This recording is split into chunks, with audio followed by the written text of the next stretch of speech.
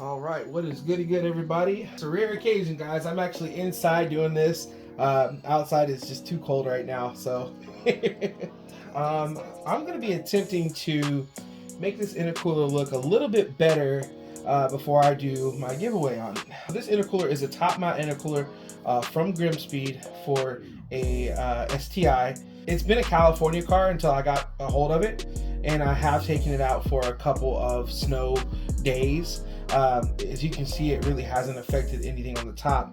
You actually see that more from the back from the salt getting up on it. So we're just going to clean this off, and I have no clue on what sanding is going to do to this. I have done like a test one, and it looks like it's it leaves some, it smooths it, but it definitely leaves some marks, but it's more of a shiny finish. So I'm going to use this harder grit, get some of the harder lines out and stuff, and then maybe follow up with this one and see what we got. I'm not polishing it or anything. We're just going to spray it down with some cleaner, sand it down, and then give it to one of you guys. I want it to look better than it does now before we give it away. And yeah, and it also has a top piece, so you won't even really be seeing majority of it. It will come with this Grimmspeed cover. This whole little setup right here, believe it or not, is $1,200.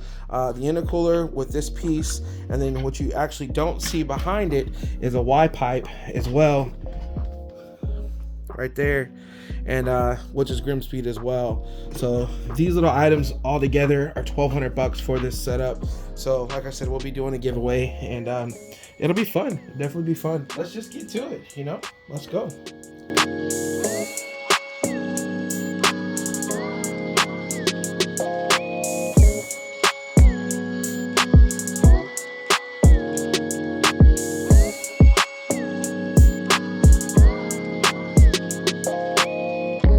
All right, first thing first, before we start sanding on this, I'm actually gonna wipe this down. I'm just gonna use some Windex, to be honest. I would say use some type of degreaser, all-purpose cleaner or something like that, but honestly, we're just gonna go in here with some Windex, spray this bad boy down. I wanna get some of these little marks like this, just from grease, from taking this thing off and on.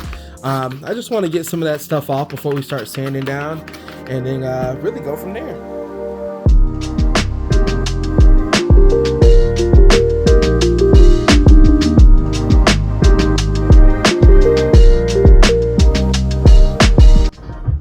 All right, so this here is a lot grittier than this one here. So I will actually bring you guys closer here. Hang on. So this is actually untouched. You can see how that cast is there, and then you can see where I started to sand already, how it's putting like smoother lines in there. Now obviously these are just a couple passes, so you would imagine that it would be this way across the whole thing. And I'm gonna guess this little line here, this faint little line, that's gonna go away after I'm done. Most likely it'll probably blend in, but yeah, let's get to it. Like I said, I'm gonna hit it with this harder grit here. I have no clue what grit this is. I can't even see it on here, no clue, so I'm not gonna be any help with it. But I'm gonna hit it with this, and then I'll show you guys what it looks like after, and then I'll show you what it looks like after I hit it with this, and we'll go from there. But really, I just want to get these little dark marks out, these little dark marks, and just make it look good for its new owner.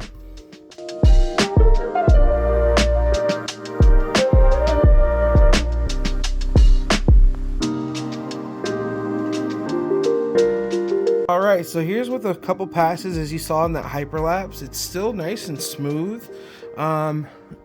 Obviously there's like a high spot and low spot because this looks to be not touched at all, so I'll get in there. Now, like I said, this is with the gray sandpaper that I'm using, so yeah. And as you can see, there's how it looked before. You can see all the little bubbles, and then it's kind of like smoothing that out. It's not really making a difference, and I guess it looks like it's more shinier. I would say look at that difference though, you know. So all right, now we're gonna hit it with this to see what it does. And like I said, don't worry guys, this is a top mount, and nobody's gonna see this back piece because the top mount is actually faced that way, because there's your BPV, which is facing that way. So when you open your hood's gonna go up, and this will be towards the firewall. That's why I'm experimenting on this back side. So when I do get to this side, y'all know what to do. So let's try with this red and go from there.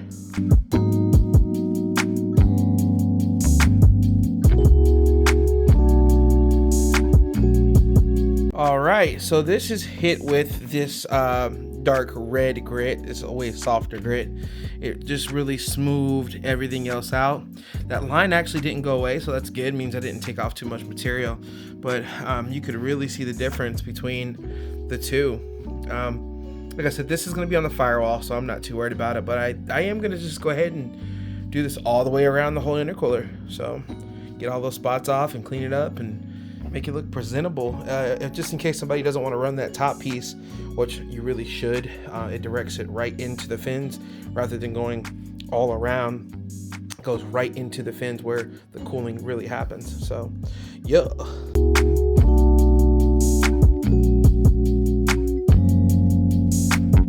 So this back piece is very nasty because all of the salt and stuff had actually slung up on the back, so you can see these little spots here. So I actually took some scissors and cut some of the grit out, and I'm actually just kind of doing like this. Sorry about the squeaky table, but just kind of cleaning the strips individually like that, or actually even bending it. Trying to do it with my left hand, but as you can see, definitely going from this to that. Now I'm not actually taking this piece off because the gaskets, I don't want to mess up the gasket, so I'll try my best to get under there as best I can. Like I said, nobody's going to see this though. This is on the back side of the intercooler. This is the piece that hooks into the turbo, so no one's going to see it at all, but I still want to make it look somewhat decent. But yeah, we're going from there, well, from that to that, so it'll look better. I'll put before and after.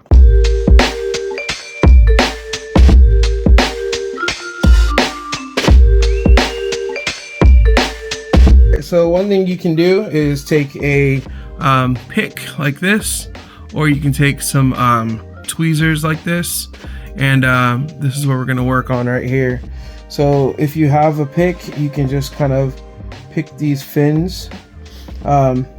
These fins here are where the air flows through. This is what keeps it nice and cool.